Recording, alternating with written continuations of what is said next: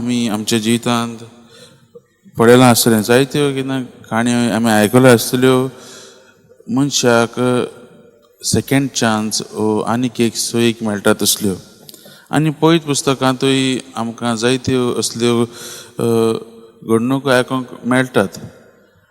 देव मनशाक आनीक एक सोयीक दिता, आनीक एक चान्स दिता आपलें जिवीत बदलूंक.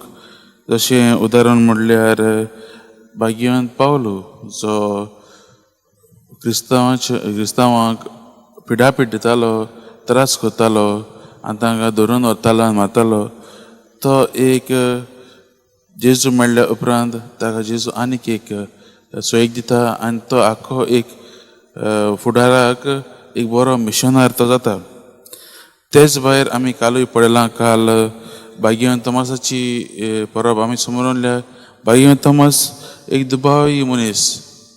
जेन्ना तो जेजूक भेट्टा, जेजू ताका एक भावार्थी करता आनी तो तेच भावार्थान येवन जेजूचो भावार्थ दुसऱ्यांक पजरयता. पेद्रूकूय पळयत जाल्यार मोगाच्या भावन भयणो ताणें जेजूक 3 फावटी नाकारलो. पूण आयज आमी पळयता, आमी जाणाव पेद्रू जावन आसा आमच्या पयत सुबेचो पयलो पापसाहेब म्हणून मानतात. जेजून ताचेर ही पवित्र सभा बांदली. आनी मोगाच्या भावन भयणो, हेच भाशेन आयज आमी आनीक एक मनशाची खबर आयकतात, ती म्हणल्यार मातेव म्हणल्यार आरामायक भाशेन मातायस म्हणजे यावेचें देणें, द गिफ्ट ऑफ यावे.